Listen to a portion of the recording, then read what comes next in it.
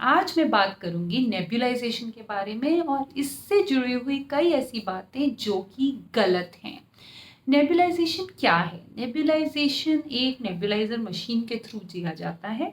इसमें एक दवाई, आपका एक मास्क सेट होता है चेम्बर के साथ, उसमें डाल के जब मशीन ऑन करते हैं वो दवाई वेपर की तरह आती है और आपके बच्चे के रेस्पिरेटरी सिस्टम में जाके उसको आराम देती है।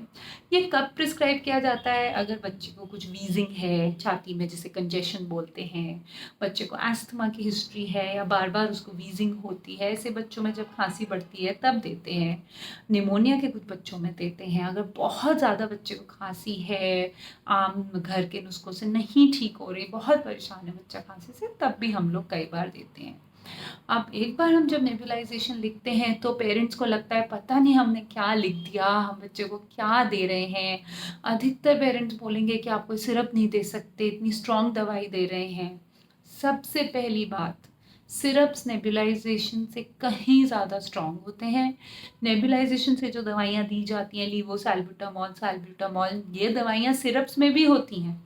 बल्कि सिरप्स में तो और भी एक्स्ट्रा दवाइयाँ होती हैं, वो पूरा अंदर जाती हैं, बॉडी में जाती हैं, फिर लंग्स पे जाती हैं। नेबुलाइजेशन से जो कॉमनली हम यूज़ करते हैं, लीवोसाल्ब्यूटामॉल, साल्ब्यूटामॉल, ब्यूडिकॉर्ड, ये सब डायरेक्टली आपके लंग्स पे जाते हैं। हाँ, लीवोसाल्ब्यूटामॉल, साल्ब्यूटामॉल नेबुलाइजेशन के भी थोड़े साइड इफ़ेक्ट्स हो सकते हैं। बच्चे की दिल की धड़कन थोड़ी बढ़ सकती है, हल्के से हाथ काँप सकते हैं, बट ये ट्रांजिएंट होते हैं, थोड़ी देर में अपने आप ठीक हो जाते हैं। ब्यूटिकॉर्ड, कई पेरेंट्स डर जाते हैं, अरे ये तो स्टीरॉइड है, ये मेरे बच्चे को दे दिया, बट ये खाने वाले स्टीरॉइड जैसा नहीं है। ये बहुत ही कम डोज में लंग्स में जाता है, इसका कोई भी बड़ा साइड इफेक्ट नहीं है, जितनी थोड़े टाइम और थोड़े डोज में ये नेबुलाइजेशन में यूज़ किया जाता है।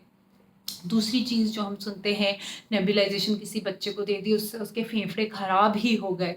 नेबुलाइजर कुछ ऐसा आपके बच्चे के फेफड़े खराब नहीं कर सकता।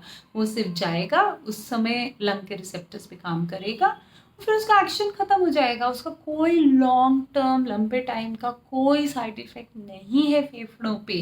तो ये बिल्कुल एक गलत चीज़ है जो लोगों के दिमाग में है। आपके बच्चे को कोई और कंडीशन हो सकती है जिसके कारण इतनी खांसी हुई कि नेबुलाइजेशन देना पड़ा, और उसके कारण लंग्स में कुछ प्रॉब्लम हो सकती है। और तो मैं पेरेंट्स को यही बोलती हूँ, हमने नेबुलाइजेशन इसलिए दिया क्योंकि बच्चे को प्रॉब्लम थी। नेबुलाइजेशन देने से तो प्रॉब्लम नहीं क्रिएट हुई।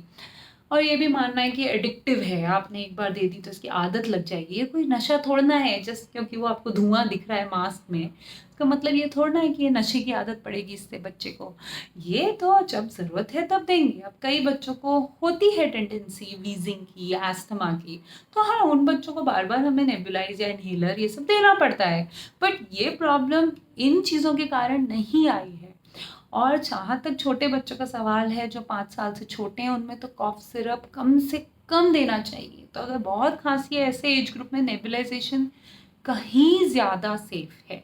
तो अगर आपके पीडियाट्रिशियन नेबुलाइजेशन लिख रहे हैं तो प्लीज़ लीजिए और कॉफ सिरप्स के पीछे मत भागिए।